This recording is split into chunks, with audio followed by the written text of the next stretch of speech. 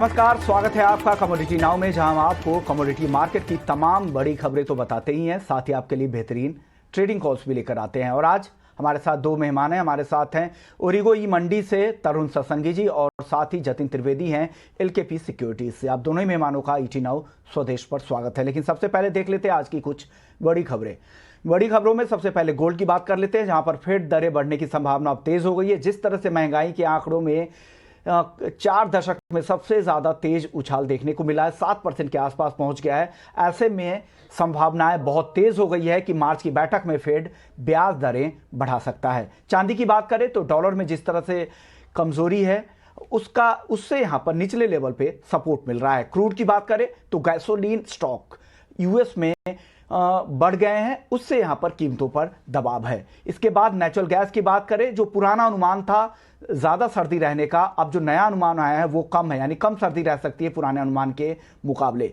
तो ये एक फैक्टर है जो अब बड़ी तेजी पर लगाम लगा रहा है। कॉपर की अगर बात करें तो दिसंबर में चीन में कॉपर उत्पादन 6.71% कम हो गया है नवंबर के मुकाबले। तो ये एक 6.71% बढ़ गया है। उत्पादन बढ़ने की वजह से यहां पर दबाव मिल रहा है। और जितने भी बेस मेटल्स है उसमें कॉपर ही एक ऐसा काउंटर है जहां पर आज दबाव दिख रहा है। जिंक की बात करें तो यहां पर अब भी कम इन्वेंट्री है और स्मेल्टिंग कॉस्ट बहुत ज्यादा होने से यहां पर सपोर्ट मिल रहा है। निकेल की बात करें तो फिलीपींस से निकेल ओर की सप्लाई घटने की खबर आ रही है, जो एक सपोर्टिव फैक्टर है निकेल को लेकर, और आज के कारोबार में 1625 रुपए के ऊपर पहुंच गया है।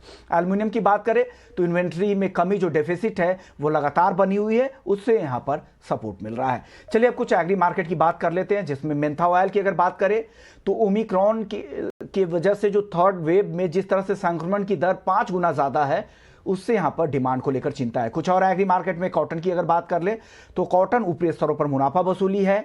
जीरे की बात करें अगर तो घरेलू और ग्लोबल कंजम्पशन में सुधार तो हो रहा है, लेकिन आज मुनाफा वसूली है। हल्दी यहां भी ऊपरी स्तर पर मुनाफा वसूली, और धनियों में भी आज के सत्र में 1% तक की कमजोरी दिख रही है। वहीं कैस्टर की बात करें तो कम उत्पादन अनुमान से यहां पर लगातार सपोर्ट मिल रहा है, लेकिन आज एक दायरे में ही कारोबार हो रहा है। ग्वार आखिरी काउंटर जहां ऊपरी स्तरों पर मुनाफा वसूली आज दिख रही है। चलिए तो कुछ बड़ी खबरें हैं जिन पर आपको दिन भर नजर रखनी चाहिए। लेकिन चलिए अब आगे बढ़ते हैं और बात आज सबसे पहले शुरू कर लेंगे कॉटन को लेकर। जिस तरह से कॉटन को लेकर लगातार नई खबरें आ रही हैं, घमासान मचा हुआ है, और अब ऐसी खबर आ रही है कि टेक्सटाइल मिनिस्ट्री की अगले हफ्ते यानी सोमवार को एक बैठक हो सकती है। इस बैठक में कॉटन और टेक्सटाइल इंडस्ट्री से जुड़े हुए जितने भी पार्टिसिपेंट्स हो, या साथ ही कॉटन डेरिवेटिव मार्केट से भी जुड़े हुए जितने भी पार्टिसिपेंट्स हैं, उन सब की राय ली जाएगी और इस पर एक अहम फैसला ले सकता है। क्योंकि कॉटन में जिस तरह की तेजी दिख रही है और जितने बड़े दायरे को कॉटन का पूरा मार्केट कैटर करता है, ऐसे में सरकार का फोकस इस पूरी इंडस्ट्री पर है। ऐसे में क्या कुछ हो सकता है, इस पर बात करने के लिए हमारे साथ के सेल्वा राजू जुड़ गए हैं, जो सेक्रेटरी जनरल है सीमा के, सदर्न मिल एसोसिएशन है उसके जनरल सेक्रेटरी है। सर, स्वागत है आपका ईटी नाउ स्वदेश पर। सेल्वा राजू जी, क्या उम्मीद कर रहे हैं, क्या कॉटन में जिस तरह की तेजी हम हाल के दिनों में देख रहे हैं, अब आप लोग सीमा की तरफ से क्या डिमांड कर रहे हैं? नमस्कार, I am Selvaraj, secretary general of SIMA. So as far as cotton is concerned, our textile industry is the second largest employment provider in the country next to agriculture. It provides jobs to more than 10.5 crore people across the country, especially the rural masses, including 65 lakh farmers. And the industry is currently facing a severe challenge because this December, January, February, March is the peak season, cotton arrival season. We get around 80% of the cotton during these 4 months. And normally mills procure the cotton for the entire year and keep stock. And during this peak season, normally Indian cotton will be 5 to 10% cheaper than international price. But for the first time, there is a high volatility in the international market. उससे भी ज्यादा India में है, mainly because of two, three factors. पहला, this year government levied 11% import duty on cotton. So number 2 is this MCX and NCDX futures trading में बहुत भाव बढ़ रहा है। इसका वजह से अभी स्पेकुलेशन हो रहा है इसलिए what we Okay. have done is few people are controlling this commodity market and speculating the prices. So Okay. we have requested government to bring some Okay. norms in MCX trading as well as in NCDX trading. Normally, when there is a volatility, the government will increase the margin. Of course, a few days back, government increased the margin for cotton by जी 3%, from 11.5 to 14.5% is the current margin. But our demand is 25% because today, last 3 months, our cotton price is 10 to 15 rupees higher than the international price. The entire exporting community in the country, they are not able to meet the commitments because the cotton price was 50,000 rupees before Okay. season. Today it is almost 78,000. So it has, if you compare with the last year, it has become double. See, farmers are making very good money in their.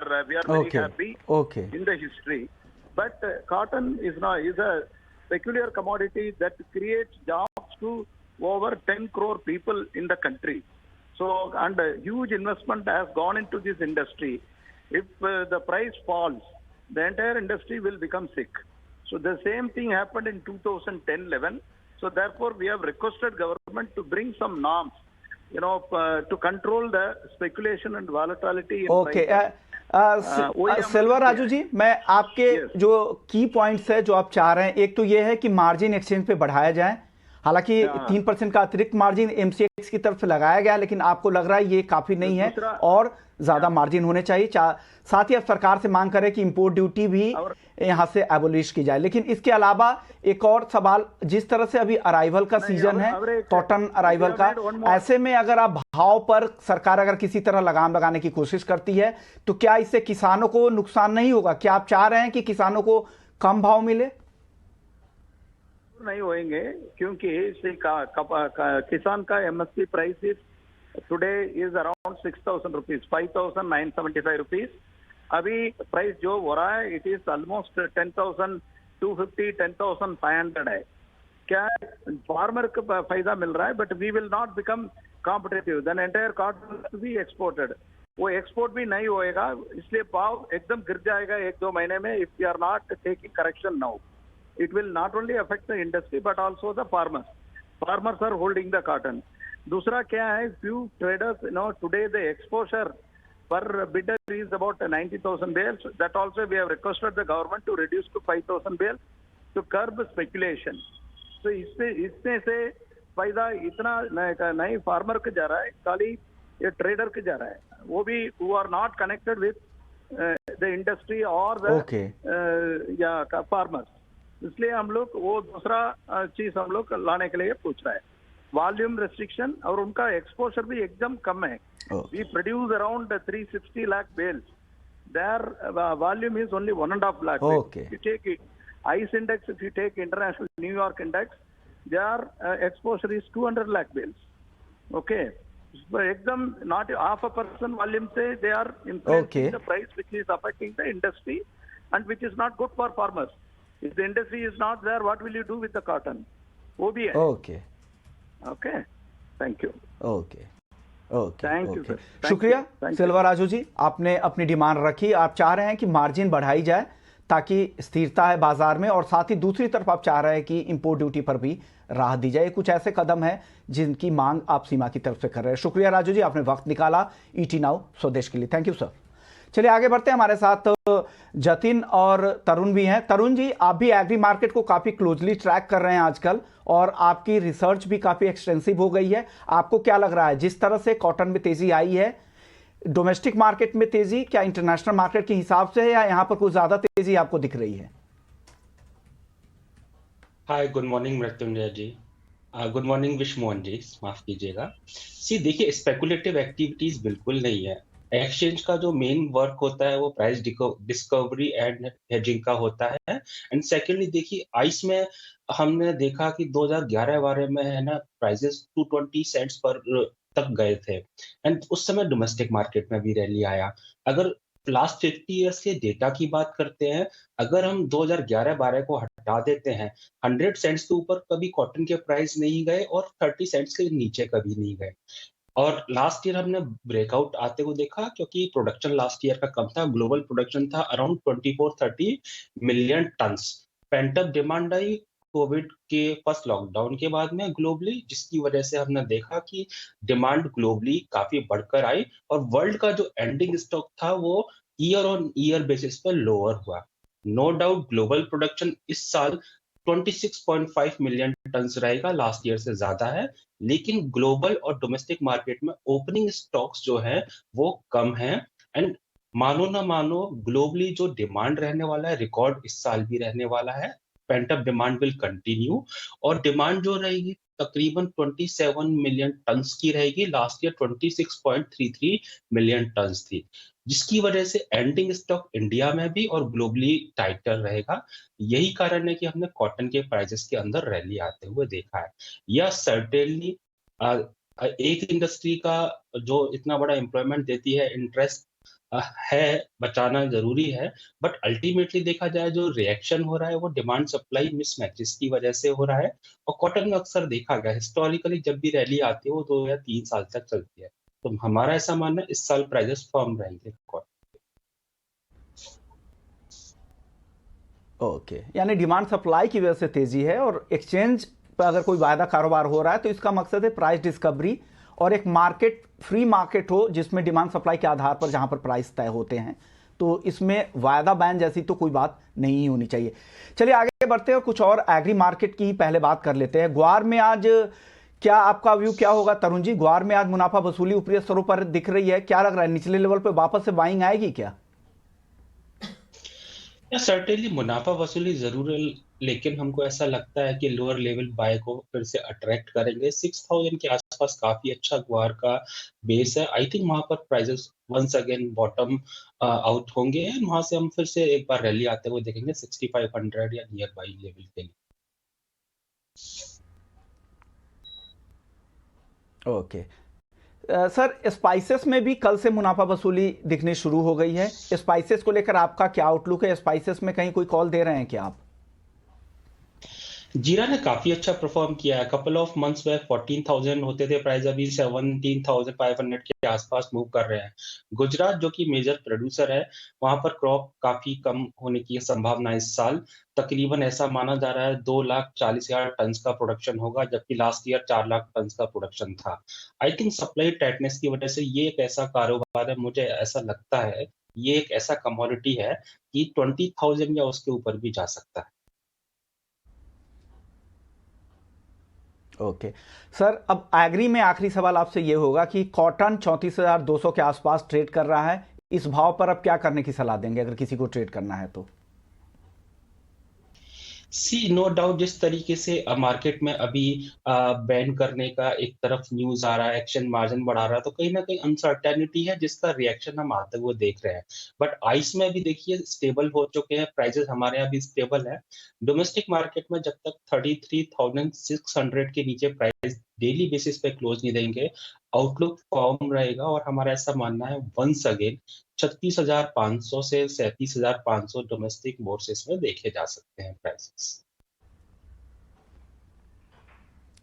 Okay okay, तो ये सो agri market के लिए तरुण जी की सलाह है कि cotton आप फरवरी का वायदा खरीद सकते हैं 34,200 पे 36,500 के टारगेट के लिए। हालांकि जिनकी रिस्क एपेटाइट है वही इस तरह के कॉल्स मिले, क्योंकि जिस तरह से अब पॉलिसी इंटरवेंशन की भी बात हो रही है अगले हफ्ते, तो हो सकता है आपको नुकसान भी हो। तो इससे अच्छा है अगर रिस्क एपेटाइट नहीं है तो आप इस कॉल से दूर ही रहें। चलिए अब नॉन एग्री मार्केट की बात कर लेते हैं। हमारे साथ जतिन जी भी बने हुए हैं। जतिन जी, गोल्ड और सिल्वर आज तेजी दिखा रहे हैं, हालांकि अब अनुमान बहुत ज़्यादा है कि फेड मार्च में ब्याज दरें बढ़ा सकता है, क्योंकि जिस तरह से महंगाई बढ़ी है इसके बाद अब जितने भी एक्सपर्ट्स हैं, ग्लोबल एक्सपर्ट, सब यही अनुमान लगा रहे हैं। आपका अनुमान क्या कहता है? फेड क्या फैसले ले सकता है और इंट्राडे के लिए क्या सलाह देंगे आप?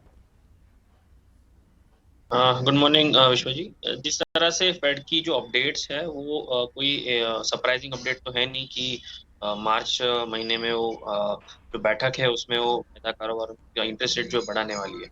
ये आई थिंक जो ये गोल्ड ने जो रैली दिखाई थी 48 से लेके 47,300 तक बीच में 3-4 दिनों तक सेलिंग प्रेशर जो है वो ऑटोमेटिकली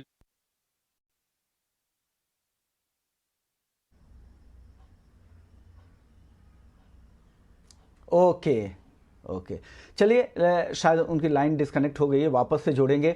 तरुण जी, आपसे भी मेरा यही सवाल होगा, आप क्या सलाह देंगे गोल्ड और सिल्वर में आज इंट्राडे ट्रेडर्स को? देखिए, यूएस के अंदर अभी जो इन्फ्लेशन है 39.5 ईयर के हाई पर है। मानो ना मानो यूएस के अंदर जो रेट ऑफ पेस हाइक है वो स्टीपर देन नॉर्मल होगा, लास्ट साइकिल के कंपैरिजन में काफी ज्यादा स्टीपर होगा। 3 रेट हाइक के प्रोजेक्शंस है, मार्च के जो ऑड्स है वो 70% के ऊपर जा चुके हैं। इट मींस मार्च में यूएस में रेट हाइक होने वाले हैं। ऐसे टेन्योर में गोल्ड नॉर्मली परफॉर्म नहीं करता है। रिसेंटली जो रैली आया है because of the profit booking in the dollar index, जो कि 2 महीने के लोएस्ट लेवल पे गया है, थोड़ा सा प्रॉफिट बुकिंग बॉन्ड यील्ड में आया है जिसकी वजह से। लेकिन बॉन्ड यील्ड अभी भी कंफर्ट जोन के बियॉन्ड चल रहा है, और बॉन्ड यील्ड में मेरे को ऐसा लगता है कि जो रिसेंट हाई था 1.8 उसको फिर से क्रैक करेगा। अगर वो क्रैक करेगा डॉलर इंडेक्स में फिर से तेजी आएगा, और गोल्ड के लिए पेनफुल सिनारियो होगा। 300-400 रुपए का बढ़त शॉर्ट टर्म में देखा जा सकता है डोमेस्टिक मार्केट में, $20-25 का तेजी इंटरनेशनल मार्केट में देखा जा सकता है, पर ज्यादा लंबी तेजी में ना तो डोमेस्टिक मार्केट में ना इंटरनेशनल मार्केट में देखता हूँ इस क्वार्टर के अंदर। ओके, तरुण, ये जतिन जी आप कंटिन्यू कीजिए, गोल्ड और सिल्वर पर आप कुछ राय आप दे रहे थे। हाँ जी, जिस तरह से मैं बता रहा था कि जो प्राइजेस ने जो है वो कहीं ना कहीं जो इंटरेस्ट रेट हाइक का जो अपडेट है उसको ऑब्जॉर्व करने की कोशिश जरूर की है। और जिस तरह से अभी हम नजदीक पहुंचेंगे मार्च महीने के, मुझे लग रहा है प्राइजेस के अंदर वॉलेटिलिटी जो थोड़ी बढ़ने लगेगी। लेकिन जो ये रेंज है 47,000 ऑन द लोअर एंड और 48,300 ऑन द हायर एंड, ये एक तरीके से ये रेंज जो है वो तोड़ेगा। अभी फिलहाल जिस तरह से मोमेंटम है उस तरह से लग रहा है कि ये हायर साइड में ही ब्रेक करने वाला है। और मार्च आते आते मुझे लग रहा है 50,000 के आसपास के लेवल्स जो है वो अचीव होने चाहिए। जिस तरह से मार्केट अभी पोजीशन है उस तरह से मैं देख रहा हूँ। रही बात डॉलर इंडेक्स की, बॉन्ड यील्ड्स की, ये सारी चीजें जो है वो डेफिनेटली मार्केट को इम्पैक्ट जरूर करेंगी। बट गोल्ड की अपनी एक खुद की एक चाल जो है वो देखने मिलेगी। मुझे ये लग रहा है कि जिस तरह से कमोडिटी मार्केट के अंदर अभी भी एक लॉन्ग पोजीशंस जो अभी भी बनी हुई है, अगर हम एवरेज क्लोजिंग देखेंगे मंथ ऑन मंथ, तो बहुत ज्यादा दिक्कत नहीं है किसी भी कमोडिटीज के अंदर। तो कमोडिटीज का जो ये मार्केट है, बुल रन जो चल रहा है पिछले 2 साल से 2020 से, मुझे लग रहा है अभी भी ये कंटिन्यू रहना चाहिए। डे ट्रेडर्स के हिसाब से अगर हम सिर्फ आज के हिसाब से बात कर लें तो बाय ऑन डिप्स की स्ट्रैटेजी यहाँ पर भी मेंटेन रखना है।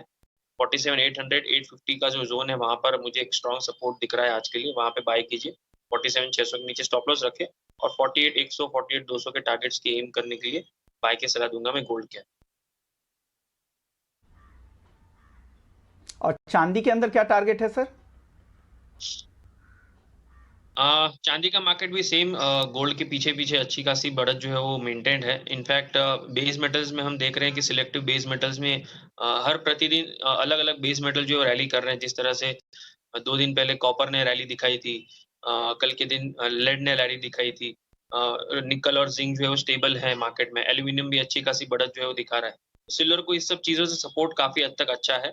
जब तक कोई पैनिक सेलिंग नहीं आता है गोल्ड और बेस मेटल्स में, तब तक चांदी का मार्केट भी फेवरेबल है। डे ट्रेडर्स के लिए अपॉर्चुनिटी है, 62,000 के आसपास के लेवल बेहतरीन है बाइंग के लिए। 61,800 के नीचे स्टॉप लॉस बिठाएं, और 62,500 के आसपास के टारगेट्स के लिए एम करना है। ओवरऑल जिस तरह से मैंने बताया कि मार्च तक 50,000 के आसपास के प्राइजेस आने चाहिए गोल्ड के, if not more than 50,000। Silver का मार्केट जो अराउंड अबाउट 65 to 66,000 तक अचीवेबल होना चाहिए मार्च। ओके, मार्च तक 65 to 66,000 भी चांदी आ सकती है, यानी लंबी अवधि के लिए भी बुलिश जोन में ही है। और इंट्राडे के लिए भी 62,450 का टारगेट चांदी में और 48,100 का टारगेट गोल्ड में दे रहे हैं। तरुण, क्रूड पर आपकी राय आज के लिए, इंट्राडे के लिए? लास्ट वीक जो हमने व्यू था उसको हम कंटिन्यू करेंगे। 6100 तो अचीव हुआ है, हमको ऐसा लगता है कि अभी धीरे धीरे 6300 के बाद डोमेस्टिक मार्केट में देखने को मिलेंगे, एंड $85 इंटरनेशनल मार्केट में देखने को मिलेंगे। ओपेक के पास अभी फर्दर स्कोप नहीं बचता प्रोडक्शन अप करने का। जिस तरीके से लीबिया का और कजाकिस्तान का इश्यू है, वहां से सप्लाईज कम हो रही है। साइमल्टेनियसली यूएस में भी जो स्टॉक्स है वो 3.5 ईयर के लो पर है। सो इन टोटलिटी अभी ऐसा लगता है जो बुलिशनेस है for short term will continue. और ओमिक्रॉन का कंसर्न के बावजूद भी हमने देखा है कि पी ओमिक्रॉन लेवल मार्केट के अंदर आ चुके हैं ऑयल के। आई थिंक $85 इजीली आना चाहिए कपल ऑफ डेज के अंदर। ओके, यानी जो नियर टर्म टारगेट है वो 6200 का पहला टारगेट दे रहे हैं और लग रहा है कि आगे 6500 भी जा सकता है, लेकिन जो क्रूड है वो आपको खरीदना ही है। 6030 पे अभी फिलहाल खरीद ले 5970 के स्टॉप लॉस के साथ, टारगेट 6200। जतिन, अब बेस मेटल्स में 2 टॉप ट्रेड आज के लिए आप बताइए जो बेहतरीन कॉल्स हो। विश्व जी, जिस तरह से मैंने बताया कि बेस मेटल्स में सिलेक्टिव बेस मेटल प्रतिदिन रैलीज जो है वो दिखा रहे हैं, लेकिन मेरे 2 फेवरेट जो है वो लेड और एल्यूमिनियम है। यहाँ से लेड ने जो है वो रैली अभी भी शुरू की है। मार्केट जो है वो अच्छा खासा ऑब्जॉर्व करने से स्टार्ट कर दिया रैली जो है वो, तो मुझे लेड के प्राइसेस बेहतरीन लग रहे हैं। यहाँ से 188 के आसपास के लेवल्स जो है वो सपोर्टिव हैं, वहाँ से डिमांड जो है पिक करनी चाहिए। बाय ऑन डिप्स की स्ट्रैटेजी मेंटेन रखें। हायर साइड में 194 195 के टारगेट्स के लिए एम करना है स्विंग ट्रेड के हिसाब से। टॉप लॉस जो है 186 के नीचे रखें। और एल्यूमिनियम जो है वो अच्छी खासी बढ़त जो है कंटिन्यूटी में दिखा रहा है। सभी बेस मेटल में अगर देखने जाएंगे तो एल्यूमिनियम की मार्केट जो है बहुत स्टेडीली राइजिंग चैनल पैटर्न में ट्रेड कर रही है। जिस तरह से एल्यूमिनियम में भी जो नंबर्स आ रहे हैं वो वीक साइड पे आ रहे हैं, तो एल्यूमिनियम को दोनों तरफ से सपोर्ट जो है अच्छा खासा बना हुआ है। 231 232 के प्राइसेस सपोर्टिव है, वहां पे बाय कीजिए। 229 के नीचे स्टॉप लॉस बिठाना है और 235 से 236 का एक स्विंग टारगेट में रेकमेंड करूंगा एल्यूमिनियम और लेड के अंदर। ओके, लेड और एल्युमिनियम जतिन की तरफ से खरीदारी की राय है। 194 रुपए का टारगेट लेड के लिए दे रहे हैं और एल्युमिनियम का जो टारगेट है वो है 235 रुपए 50 पैसे।